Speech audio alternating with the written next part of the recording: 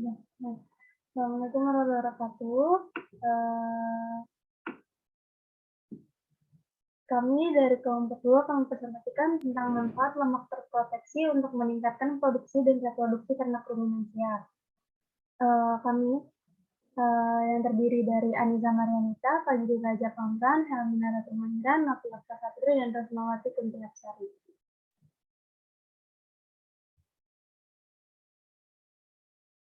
Berikut jurnal yang kami ambil. Selanjutnya akan dipresentasikan oleh teman saya. Silakan.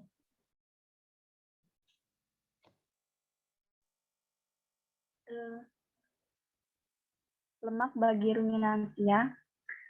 Ruminansia membutuhkan energi yang lebih cepat atau mudah terdegradasi di dalam rumen seperti pati ataupun lemak. Nah, lemak berfungsi sebagai sumber energi yang memiliki densitas tinggi. Asam lemak akan menghasilkan energi yang lebih tinggi dibandingkan dengan nutrien lain seperti karbohidrat dan protein. Nah, nilai energi lemak menurut NRC 2001 yaitu setidaknya 2 kali lebih besar daripada karbohidrat. Next.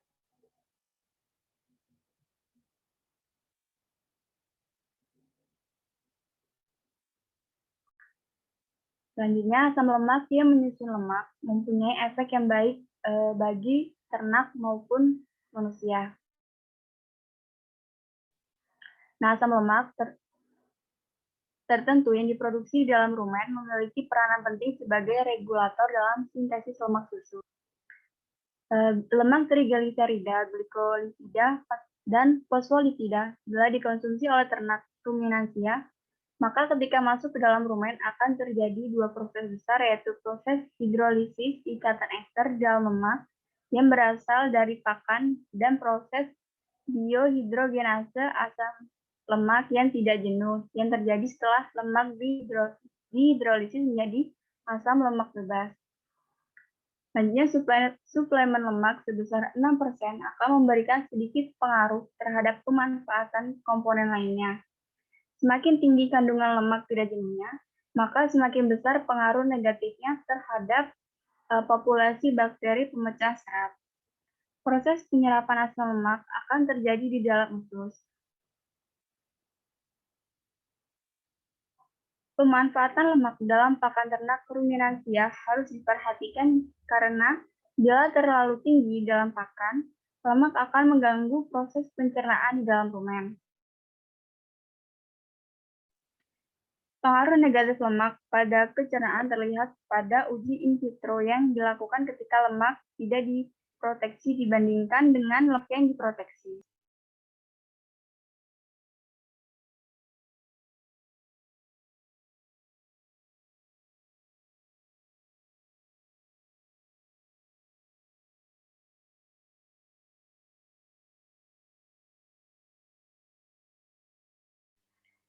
Selanjutnya adalah metabolisme lemak di dalam rumen.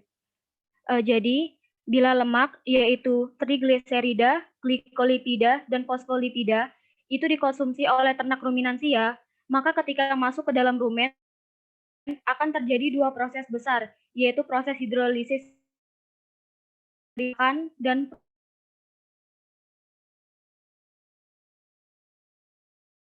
menjadi asam lemak bebas. Jadi lemak yang masuk ke dalam rumen akan mengalami proses hidrolisis oleh bakteri-bakteri yang ada di rumen. Kemudian bakteri-bakteri tersebut akan mengeluarkan enzim lipase, galaktosidase, dan juga fosfolipase. Bakteri memegang peranan penting dalam proses hidrolisis lemak, walaupun protozoa juga mampu menghidrolisis lemak. Jadi tingkat hidrolisis lemak di dalam rumen itu sangat tinggi, yaitu lebih dari 85% lemak terhidrolisis menjadi asam lemak bebas, gula, fosfat, dan juga gliserol. Asam lemak bebas di dalam rumen ini kemudian akan mengalami beberapa proses, yaitu proses isomerasi dari posisi cis menjadi trans, dan proses biohidrogenasi sehingga asam lemak yang tidak jenuh akan menjadi asam lemak jenuh, serta proses konjugasi pada asam lemak yang tidak jenuh. Sehingga akan terbentuk asam lemak konjugasi. Proses biohidrogenasi terjadi tidak secepat proses lipolisis, tetapi proses biohidrogenasi akan mengurangi pengaruh negatif dari asam lemak tidak jenuh terhadap bakteri rumen.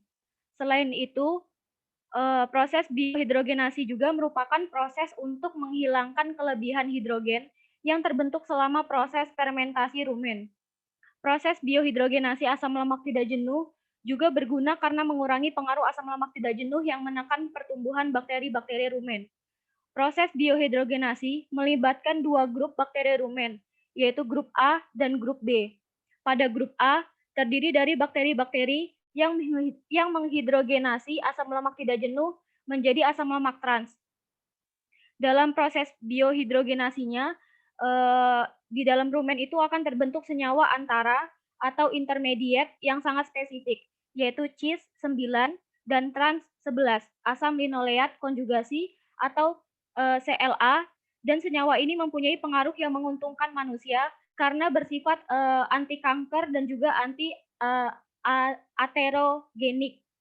Terus di grup B itu ada bakteri yang terdiri dari beberapa spesies bakteri rumen yang berfungsi dalam proses akhir hidrogenasi asam lemak trans menjadi asam stearat. Dan tingkat hidrogenasi dari asam lemak tidak jenuh itu sangat bervariasi, dari 70% hingga 100%. Next.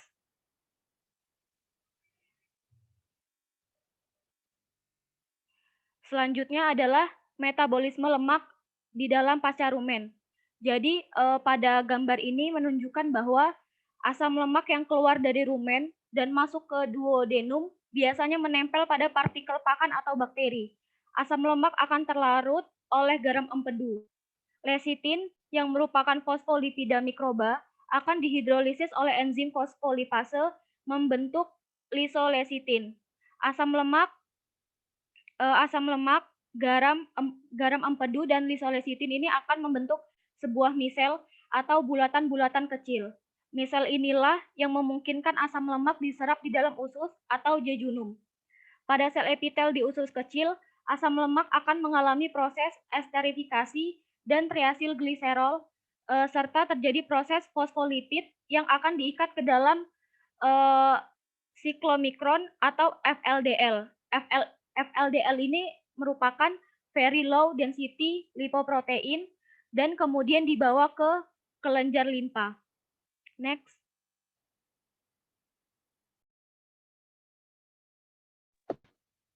Manfaat lemak untuk ternak ruminansia berpengaruh pada nilai pencernaan pakan. Jika semakin tinggi lemak yang ditambahkan ke dalam pakan, maka semakin besar juga pengaruh proses degradasi serat. Yang kedua, performa ternak. Pemberian asam lemak terproteksi sebaiknya tidak lebih dari 10% dalam pakan konsentrat. Yang ketiga, kualitas karkas. Keempat, reproduksi. Yang kelima, produksi dan kualitas susu.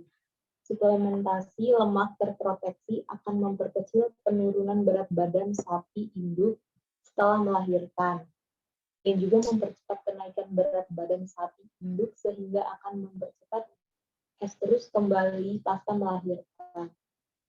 Next.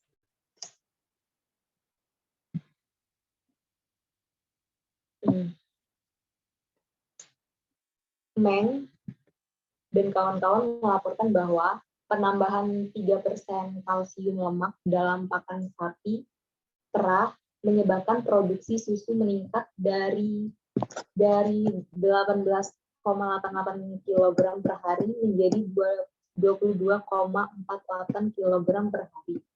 Hasil yang sama dilaporkan oleh Reis dan kawan-kawan pada tahun 2012 yang memperoleh hasil susu yang lebih tinggi, yaitu 37,8 kg per hari dari sapi yang diberikan kalsium lemak SUPA dibandingkan dengan 35,3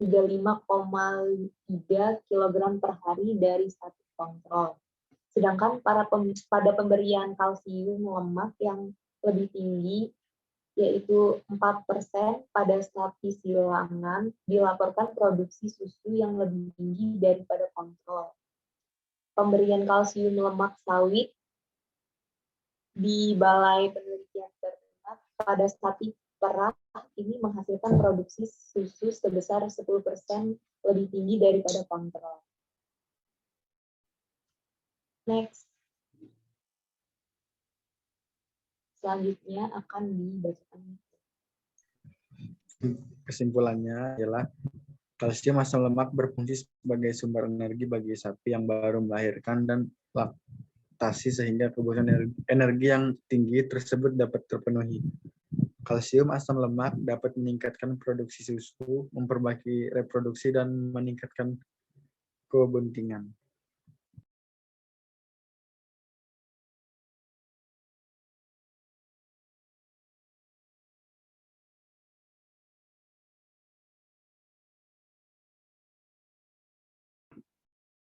Sekian presentasi dari kelompok 2. Mohon maaf apabila ada kesalahan. Wassalamualaikum warahmatullahi wabarakatuh.